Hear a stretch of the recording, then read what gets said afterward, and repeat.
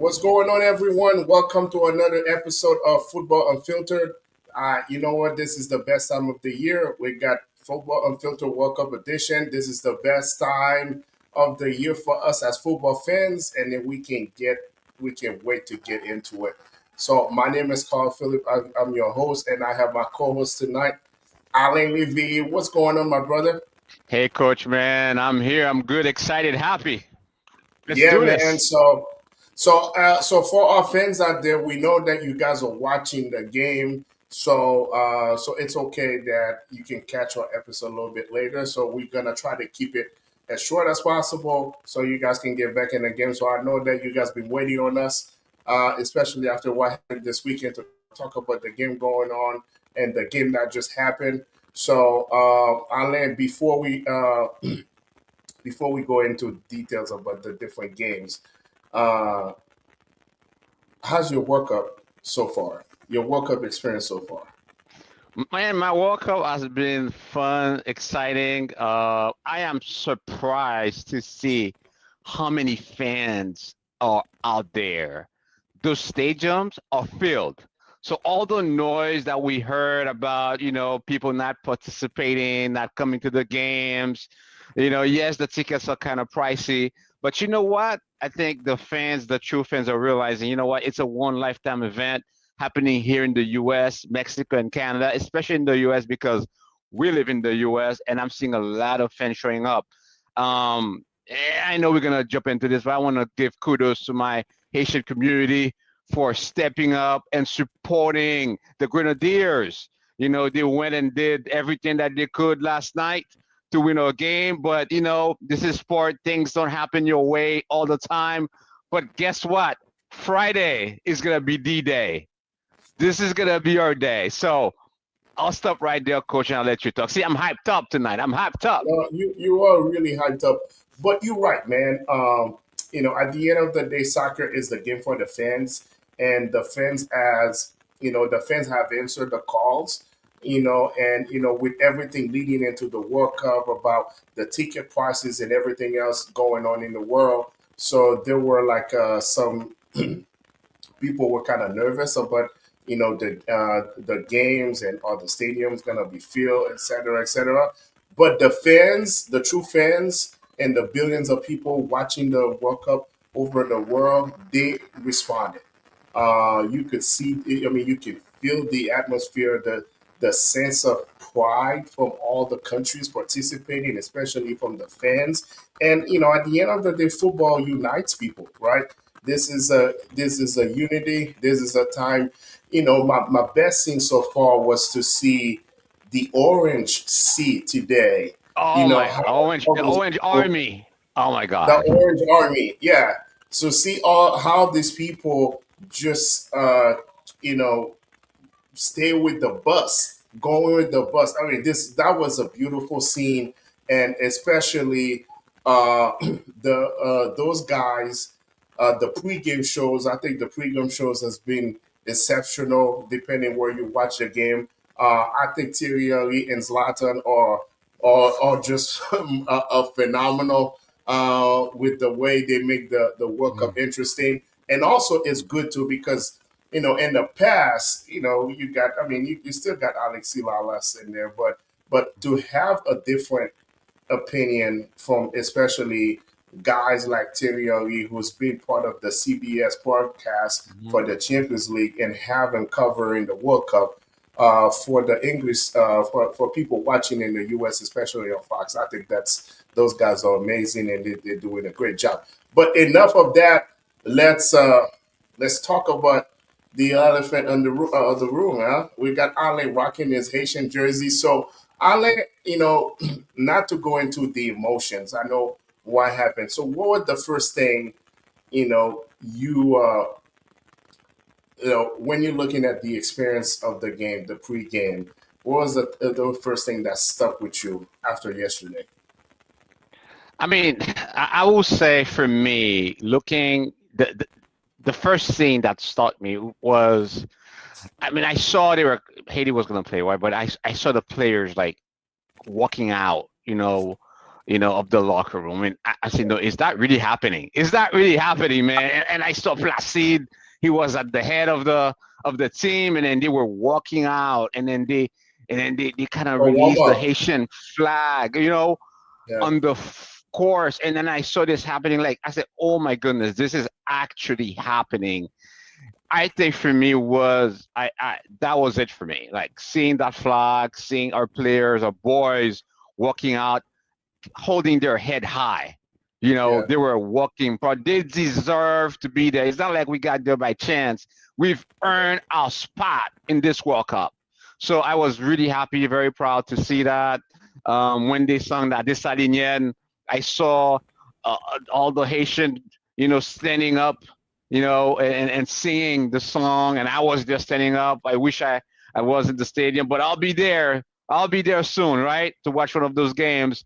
And for me, that was it. Yes, I'm not gonna go to the games. Things happen. We know what the final score was, but I think the fact that the players were out there, they sung a national anthem, and they played their heart out, and that's what Right. I want us to be remembered for. No, you're right, man. Yeah, I echo your sentiment, man. For me, the moment that was very emotional for me. As a matter of fact, I had a watch party at my house. For people that know me, I don't like to watch my favorite team with other people. Unless you're gonna root for the same team as me, I like to be home, watch the game by myself, and suffer by myself. But for me, it was a historic moment. It was the first time in 52 years that Haiti was back in the World Cup. So I figured that what's the best way to celebrate? I mean, for me, I look at it as a celebration. I said that what was the best way to celebrate this moment with fellow Haitians? And so that's why I decided to have a watch party at my house with all my, fellow Haitian from Fort Wayne, Indiana. Hey guys, thanks for coming to my place last night. But to go back to what you were saying, for me, the real emotion was doing the warm up. So many years we watch, everybody who's been watching the show, they know that outside of Haiti, Alain is a big Brazil fan. We're going to talk about Brazil, and I love Argentina as well. I love Argentina myself. So, and for us as fans, the biggest moment for us when we watch our team is it's the warm up. When you see those guys get in the field to just warm up, you see the you excited. It's like, oh man, them boys are ready. And then you try to look for hints and say, hey, let me see how this guy's looking, how he's gonna, take the field for warm up. And to be able to see that with Haiti, man, I was like, oh my God, that was emotional. So I actually took a video of it, just took a video of those guys. The broadcast had Haiti and those guys taking the field for the actual warm up. So I mean, it was a very emotional game. You talk about the Desalinian, so we all stood up and sung La Desalinian yesterday for Haiti. So it was, even though we lost the game, but I think it was a great moment for us as Haitian that we can say that hey, we were proud of it, and those guys were there for us, and then we were there for him, and then also the fans. Kudos to all the fans that make the trip, or if they're from Boston that went to the game. There was a great support, Haitian support yesterday at the stadium, so it was great to see that. So now, Alan, we talk about the emotions and how we felt watching the game. So let's get into the games itself. So final score 1-0 Scotland. So what's your assessment of the game? Well, I mean, I'm going to be very blunt. I think that's a game that we could have won. We could have won the game at least 2-1. Yeah. We could at least have a draw. 1-1 was definitely realistic. Hmm. Um, we just failed to capitalize. I mean, I'm not even gonna start talking about the referee. I know there's a lot of talks online about penalty kicks and stuff and fouls. That's a whole different conversation. I'm mostly concerned about the execution piece. I think we failed to execute when needed to. We Hmm. took a lot of shots that didn't land anywhere. I think Bellegarde needs to kind of calibrate his shots better, and then we need to have more finishing, more discipline. When we get near their side of the field. So I get it. It was our first game. The nerves here are you know, kind of sketchy, and it's a big moment. Yeah, But we cannot go with the mentality that we're gonna rely on penalty kicks on the referees to be on our side. If you're gonna go and play a World Cup, you gotta go to win. You gotta go play to score goals. And when you have opportunities to take shots, you take shots, and you don't waste those opportunities. I feel like there were a lot of wasted opportunities where, honestly, we wasted a lot of balls. We didn't see the field where we needed to see the field. We didn't pass the ball when we needed to pass the ball, and we took a lot of unnecessary risks. So I think this was on us. I don't feel like Scotland was a better team at all. I think they got lucky. They got an auto goal. It was our own personal goal, like from our own mistakes. So yeah. it's a beatable team, and I think we just have to do our best next time. We have Brazil on Friday, and then we have Morocco on the 24th. So we gotta at least come out with 4 points, within the next two games. It will be ironic how Haitians love Brazil, and to see that if Haiti is gonna have a win, they're gonna get it against Brazil. But anyway, but you're right. I mean, if I gotta go back, when you look, I think your assessment is right on. Obviously, there was some calls that could have been favorable for us. I think the PK, I think the PK was I think the ball that hit the guy hand was definitely a PK. But again, we could have had the PK and missed it. You never know. But I think what you said was right. Uh, we wasted a lot of opportunity. I think the header that people had that was another one that we could have scored, and we were wasteful. We had more corner kicks than them. We had more free kicks than them, and then we did not capitalize on anything. And on that goal, that was an own goal. I don't know what Bellegarde was doing. I don't know why he felt like he has to stick his foot out when there were like two guys already that could have blocked the shot. But anyway, it wasn't meant to be. I think when I look at it from a tactical standpoint, because I've been watching Haiti the last a lot the last year. So when I look at it from a tactical standpoint, and I would never go and criticize a coach because it's not because I'm a coach myself, but again, they're the one that see the game. They're the one that prepare the team, and they know what kind of players they have. Us as fans, we're just looking from a different perspective. They're the one that do practice and know what kind of players they have, and then they know what they gotta put the best formation to be successful. But the only thing I would say was uh, the way they used Belgrade yesterday, in my opinion, was not favorable for him. Belgrade is the kind of guy that behind he has to play behind the forward. And I felt like yesterday the formation was like a 4-4-2. And the 4-4-2, that's the old school of soccer. You got 4-4-2, you got four defenders, four midfielders, and then two attackers. The problem I see with the 4-4-2, I see that both Easy Door and Pio, they are the same player. They are the same type of player. They have to be the guy that gotta be a lone striker, and then you gotta give him the two ball off of Pio. You play the ball in the air and then he crosses, right? But Isidore is not the type of player that had to go back, that have to be withdrawn and then get the ball from the back and then kind of go at the defense. So when you have the two players that are similar the way they play, that create a problem. Now, and I go to the midfield. So you got the two guys on the outside mid, and then you got the two center mids. So when you have Belgrade try to take the ball all the way back, all the way up, and they have to go all the way back to get the ball. So from I mean, he got great stamina, and then we talk about it was hot. So you can see that there's a lot of mistake that he played is because all the field that he had to cover. So that's why when he got in the offensive third, he was not as effective as he could be. So, in my opinion, right now, when you're looking at soccer, and we're gonna talk about Morocco with Brazil, Morocco did a really good job, and also the U.S. by make the midfield crowded. So for me, I would have played a five midfield.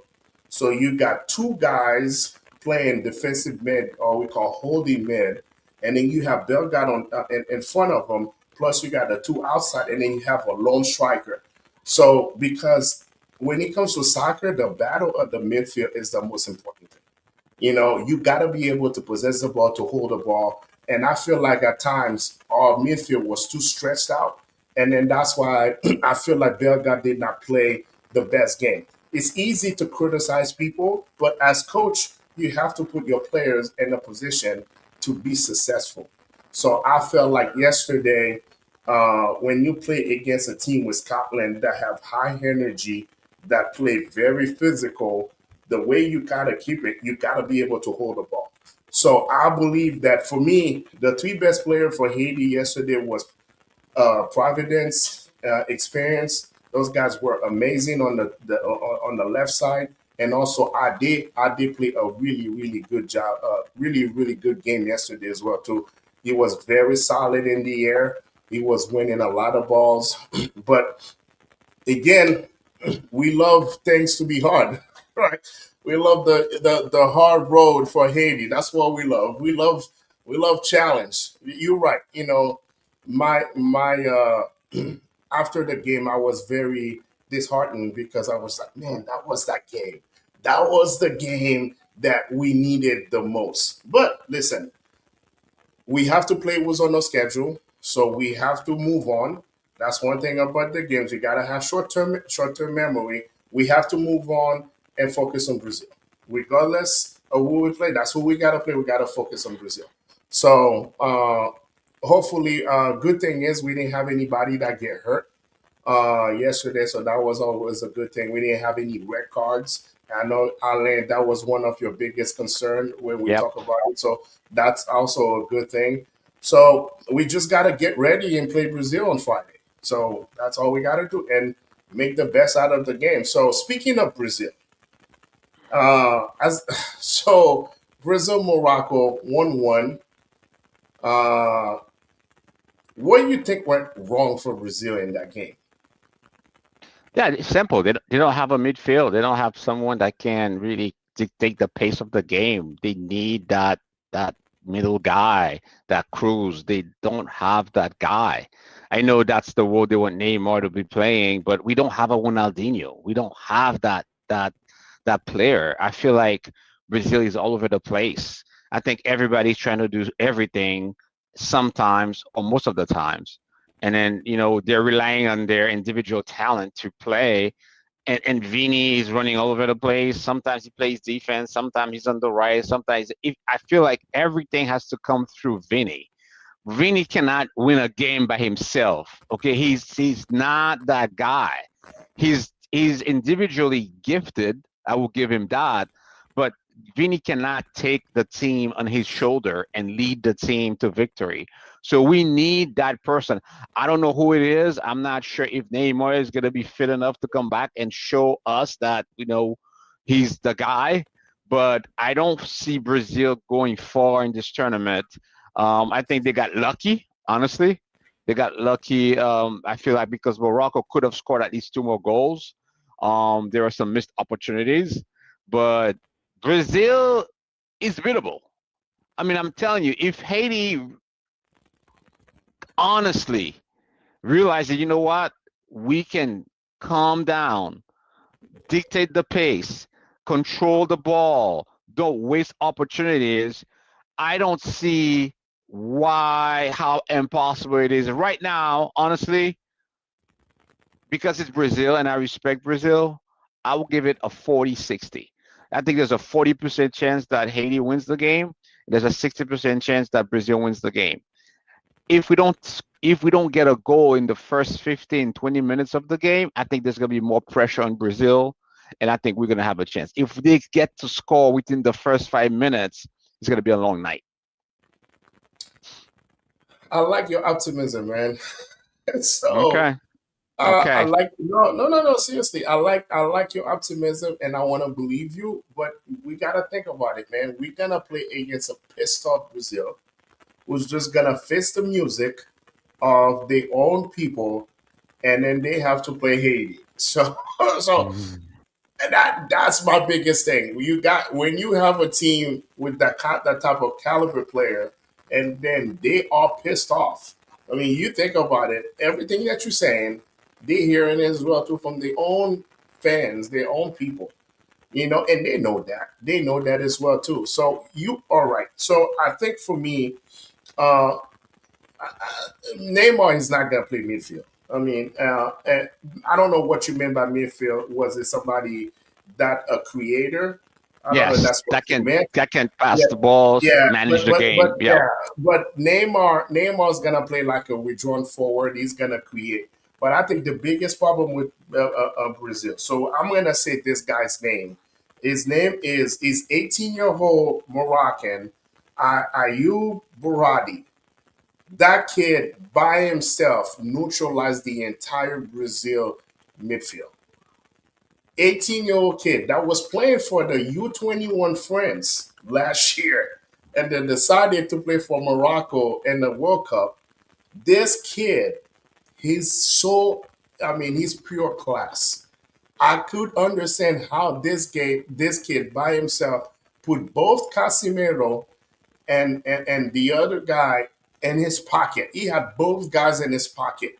And I think that's the biggest problem with Brazil. It's not even the creating problem, it's the fact that Casemiro is no longer the Casemiro that we need. Hmm. So, and then that part, having the ball, having it's not even the creating part. I feel like Brazil was not controlling the ball. I mean, I've never seen in my life watching a Brazilian teams turning the ball over constantly. I mean, the first 20 minutes of the game against Morocco was abysmal. Horrible.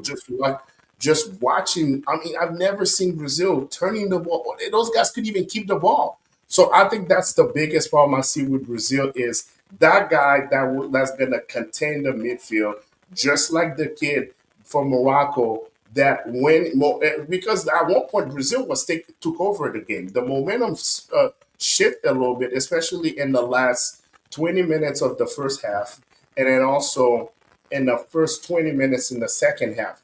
And then Morocco looked to that kid, that 18-year-old kid, to kind of settle, control the pace of the game. And this kid, at one point, they were pressing. This kid had that skills, like he was beating those guys, like he make it look so easy. This kid is a revelation. For me, he was the best midfielder. He was the best player that I've seen in those games that I watched already. He was so impressive. And to find out that he's only 18 years old to play with Hmm. that much confidence and with that much class, whoo, Morocco, Morocco is the team. Ooh, Morocco is one of them, man. But I take, you know, I think Brazil gonna bounce back, and it's good for Brazil. Good for Brazil that they play. They're gonna play Haiti and Scotland. To go back. I think the two best team in that group were of Brazil and Morocco. You can see that the level of soccer is so much elevated. I don't see Scotland and giving either team too much problem. But the games don't get. That's why you play the games. So we'll see what's gonna happen. We still got a lot of games to play, and we have a lot of team to see. So I'm gonna ask you that question. In your opinion, what team impressed you the most in the last couple of days that for start of the World Cup? USA, baby. That is by far. Wow. What a game. What Yeah. a game. Those boys came in and they shocked the world. I don't want to jinx it. I don't want to say anything more. They played their heart out. That's the first time I've seen a U.S. team dominate a South American team that way. Paraguay. Let's talk about Paraguay here. This is not an easy team to beat. I mean, Yeah. you and I have been watching Paraguay for 30 years. Yeah. It's typically a 1-0, maybe 2-1, mostly 0-0 because those guys are very tough to beat. Yep. Man, I was whatever Pochettino did to prepare those guys, he did a great job. He did a He, great job. I know he it's only heard the you, first Ale. game. Huh? He heard you, man. He heard you. No, it's like I'm telling you, it's the first game. There's a lot more games to come, but I think if the US comes with that same level of intensity, Hmm. unafraid, and then keep that high pressure, like you always talk about, that high pressure and balling gun. Oh my God, this guy, amazing. I'm telling you, I was shocked. I was amazed. I was excited. I was happy. And I'm expecting this team to keep that momentum. So if we can have two more games that way, I think this team can go far in this tournament. You know, Ale, I agree with you again. So, I mean, I think a lot of people want to see what happened between Germany and Curacao today, and then you'll be Mm. like, "Oh my God!" And then even Morocco, the fact that Morocco held was to a 1-1 game. And it was, for me, the most impressive team, and for me, was the U.S. Because you think about it, playing a World Cup at home, having all the pressure and the weight of the World Cup at home, and especially all the criticism that that team had to endure from past former players, from their latest performances against a couple teams, the way they play in the Gold Cup. So everybody like, let's see let's see what they're gonna do, and for them to show up like that, I mean, it's unbelievable. And they started the game hot from start to finish. It was a complete game. It was a complete game by the U.S. It was amazing to see. So listen, I'm gonna say something here, and you know, and people might think that, oh yeah, just college is talking, but I watched the U.S. play since 1994. I'm not gonna say that I don't know the results are gonna be because only time will tell. So for me, since 1994, that was the best U.S. team that I've seen play. So I and agree. and, and let me explain that. I'm not saying they are the most talented team. And then I'm not saying that that's the team that's gonna go the farthest because the 2002 teams went all the way to the quarterfinal, right? Uh, but when I see that team play as the entire team as a whole. For me, that was the most impressive team.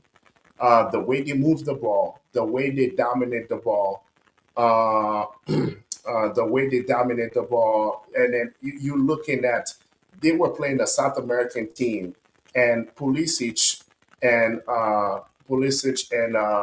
and Des, they were abusing those Paraguayan players on the way.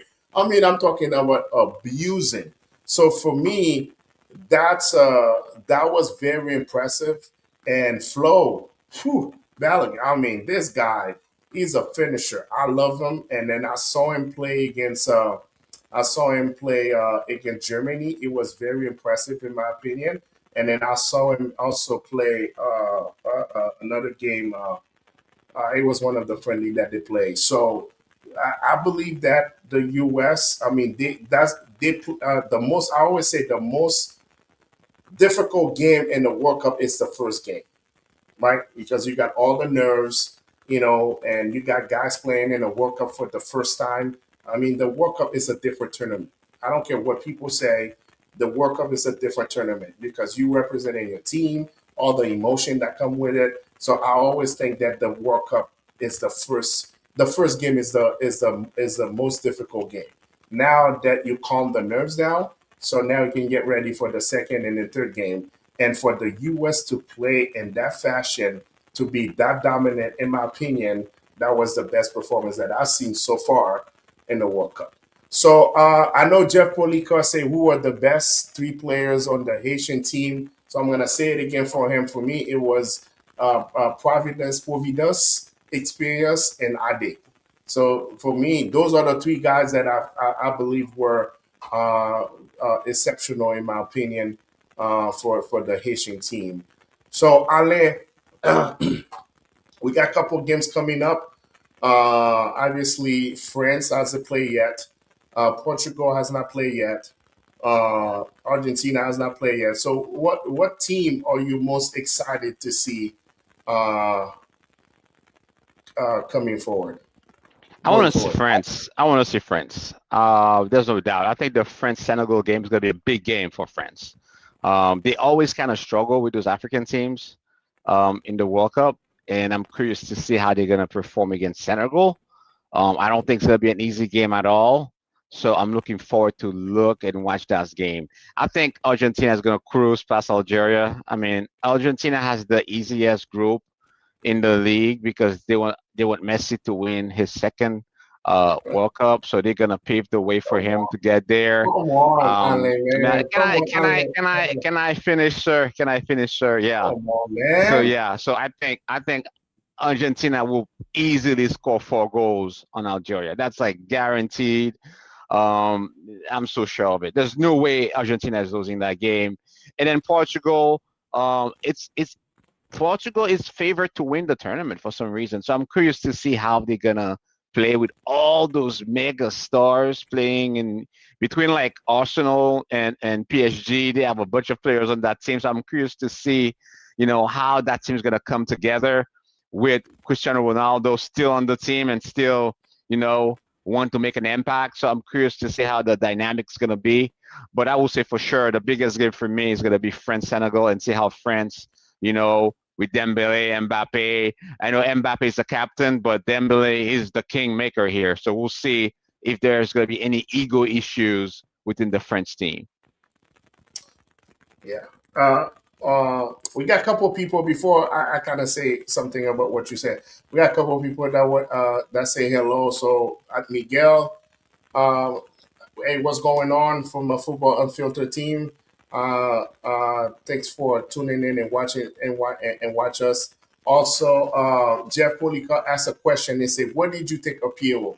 So Ale, you wanna answer that question for him? Pierrot missed the goal, man. Pierrot didn't score the goal that could have brought us, to a draw. So I feel like he fell short.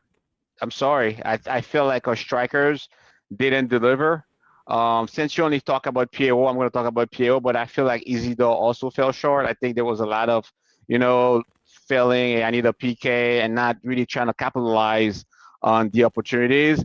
But I feel like PO needs to do better. I'm expecting him to do better, be more calibrated in his shots, and make sure that he scores. Like you don't get an opportunity like if you watch the Netherlands against Japan game today, which I think was an amazing game, you saw Yeah. how those Japanese came back twice to tie the game.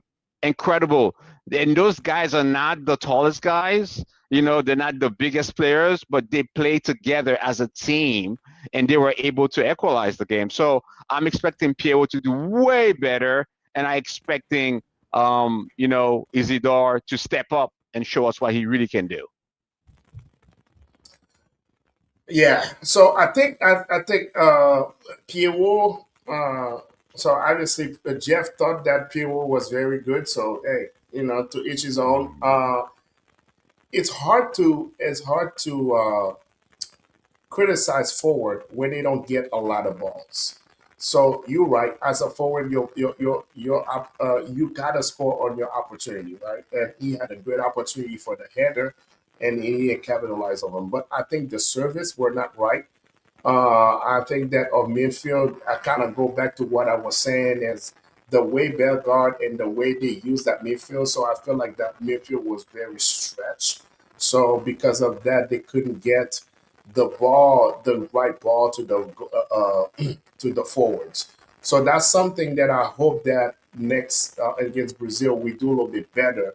So for me, yes, we can talk about Pio and Isidore, but if we're looking at the game, how many balls they actually got, for them to be like, oh, they didn't do anything with it, right? So, and I think when you have one person in Belgrade that have to do that, it's just gonna wear you out. And I think that's what happened with him.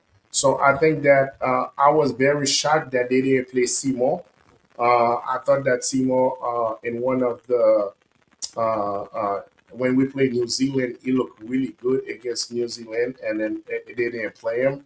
So I think that they kind of, I hope the coach kind of reinforce the midfield and make the midfield very compact because playing against Brazil, you gotta win the battle in the midfield because the last thing you want is have the midfield uh, dominate you. Now you're gonna put Vini and Rafinha on one on your guys. I mean, that's bad news. So So you have to dominate the midfield so they don't get those guys don't see the ball. And that I hope that we make that midfield very crowded for the Brazilian. So every time the Brazilian get the ball, they got two or three guys on top of them because, like I said, you create space. You have those midfielders serving Vini, and then you put Vini on the island against anybody in the world. I mean, I'm just saying, Vini can dominate anybody in the world, even the best defenders in the world. Vini is dominating them. So now you put Vini against those guys one on one. That's bad news for Haiti. So I just hope that we going back and on the drawing board, and then we make sure that we get our midfield under control, and then we dominate the midfield because it's gonna be a quick game. If we try to play the way we played against Scotland yesterday with the 4-4-2, it's gonna be a quick game for Brazil, and it's gonna be over before the first cooling break. So the last thing I want to say, man, and like I said, we wanted to keep this show very short because we want people to get back. Uh, we want people to get back to the game. What's your take on the cooling break, man? yeah, I know. I don't know, man. I don't think I don't. I don't think I like the cooling break. I think there's too many breaks. I get it. It's hot. They want the people to be hydrated. Maybe it's for health reasons. So if that's the case, I can understand that. But I remember us watching World Cups. We never had so many cooling breaks. I think it kills the momentum of the game. But again, we're not on the field, coach. We're not the ones running around under that heat. It is the summer. You have games in the south, in California. It's very warm. New York, New Jersey. It's very warm. Mexico. So we got to protect the players. If it's for health reasons, then I can understand why. But it slows down the pace of the game. I wish it wasn't that hot, so we could keep the game going. It is not the first World Cup that's going. This is not the first World Cup that's been played in the summertime. So it's not the first time that we get some heat. But here's my thing, man. They turn a beautiful game into a four quarters game, man. I mean, Yeah, what is they're what playing is going commercials. on, They're man? making money, man. It's And, commercials. You and know what yeah, it is. that's what it is, man. Because you Commercials. think about it, I'm okay, right? We listen. The safety of the players are the most important thing. That's for me. That's important. But there should be some stipulation. So if the humidity it's over this, if it was X amount, yes, you're gonna have to have some cooling break. But let's just not have cooling break every single game. And also, when you have the cooling break, you have the coach. The coach also have the opportunity to coach. So for me, it works better for the coach. So you can just go have the guys come off the field, and then you join plays, you make some adjustment. So for me, if you have cooling break, let the guys stay on the field, and then they serve them the water on the field, so they don't leave the field. Now those guys get off the field, talk to the coach. I mean, what are we doing, man? We're used It to is. that. That's how the NFL is. That's how the NBA It is. is. It's like I that's the mean, American way. come on, man. Take a What are we break, doing? refresh, Nah, recalibrate, this make is some not. money. You know how it is. Go buy some hot dogs or some soda, some This beer, is crazy, come man. back, and let's watch it. I mean, we got games playing indoor. I mean, what are we doing, man? We got planes. games playing indoor, we temperature control place. Like, we're gonna have the game in the land gonna be indoor. The game that play, actually the Netherlands against Japan. That was an indoor game in Texas. That's a controlled environment. When we have AC, and then we're gonna have cooling break. Stop it, man. I am. This is ridiculous. And then they're killing the game. I understand. I know, Alain, you've been talking about this. The problem is, soccer is too much of a business. It's such a big business, and everybody try to take all the opportunity to capitalize on that. But don't kill our games, man. You see two different teams. So when you think about it, Morocco was dominating Brazil, and then all of a sudden they went on the cooling break, and then it's a different team. Brazil became a different team. Yeah. So and vice versa. And in the second half, Brazil, and the first second part of the first half was the better team, and then they went on a cooling break. Now Morocco was. We can't be doing this, man. Listen. I think that they need to have some rules. So if the humidity is over X amount, we have to have the cooling break for both teams. But let's just not make it mandated for every game. There was a game in California when it was low 70s. It was not hot, and then they have cooling break. This is terrible, man. Uh, I think they need to reconsider that thing, especially for the second round, because right now, because one of the things for me makes soccer so different than every other sport, it's it's a it's a player's game, right? You have, the players, you have the opportunity to impact the game and do it.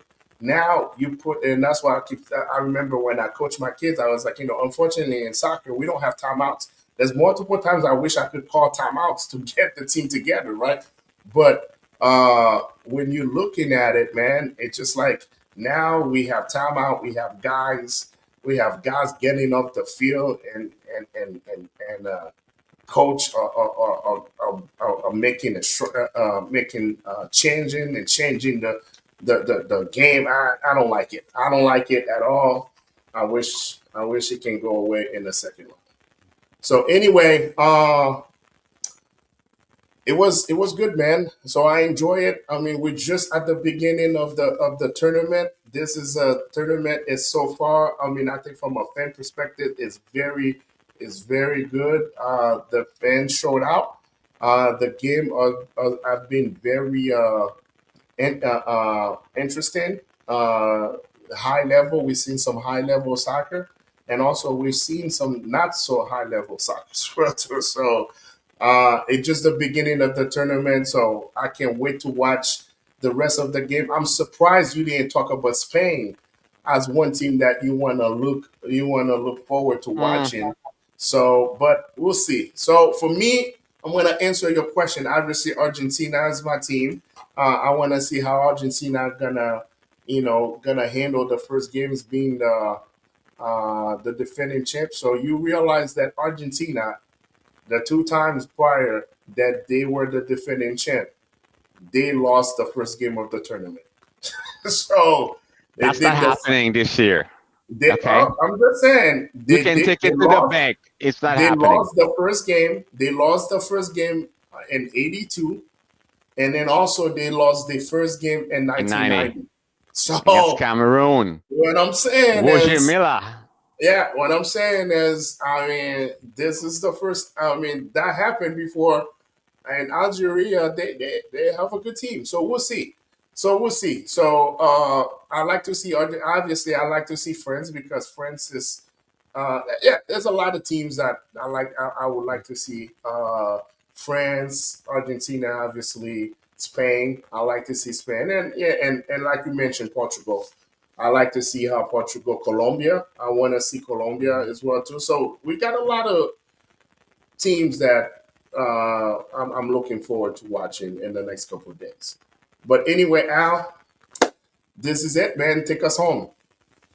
All right, Together. guys. Well, thank you for joining us tonight. Again, it's the first of many series of Football Unfiltered where we are going to be talking about the World Cup, the games, what stood out, talk about our favorite teams. Like for us, Haiti is representing us. So we're excited and glad. So we're encouraging all of you guys to come join us, ask us questions. Jeff Polycard, thank you so much for being active on that show. Appreciate your questions and your jokes. That makes it fun and exciting. So again, just a reminder: Football Unfiltered will be in the ATL to represent Haiti and be part of this festivity against our game against Morocco. So again, guys, join us. Go join us online or join us in ATL so we could be representing Haiti. And then let's enjoy the game. Again, this game is about love, unity, and peace. That's the message. I'm so happy to see how people from different countries celebrating together, changing jerseys, dancing, drinking, hugging in the streets. That made me really happy to see that. So, Coach, I know you love that kind of stuff too. So, any last words for our fans here? No, this is great, man. I think our fans, please be responsible, especially for some of you that go to the game. I know that emotions can be very high. So far, I haven't heard any bad things that happen. Uh, so be responsible. Like Alex said, this is a game for joy, for unity, and I think for us as Haitians, it's an opportunity for us to showcase something that some positivity, because in the news for the last couple of years, anytime we talk about Haiti, it's always bad news. So to see the team come together and the fact that the team is represent us really well, on and off the field. So we love that, and also every other people. I mean, I saw Scotland people, the way Scottish people, the way they were interacting with Haitians. I see Moroccan, the way they interacting with Brazilian, and also you see the passion with the games in Canada and Mexico. So this is great. I mean, for us as soccer fans, this is our time. This is the best time. Like I mentioned at the beginning of the show, this is our time. This is the best time of the year. Every 4 years, we look forward to that time. So for me, I love it. I love the fact that the level of soccer is very good, and I can't wait. I can't wait to be locked in for the next month to be talking about soccer, and Football Unfiltered will be right with you along the way. And thank you for all the fans. We have a couple of fans that drop some comments and say hi to us. Please keep watching us and watch us. And if you miss this show live, go catch it on YouTube, and also we'll be on Spotify as well too. We put the show in. So thank you guys. Enjoy a month of soccer nonstop. Now things are getting very interesting. Now we're getting multiple games a day. So make us happy. I'm always saying I'm in a good mood right now. So anyway, Alan, thank you for your time, and can't wait to catch you again this week so we can talk about some more soccer. Thank you, Coach. Have a good one. See you.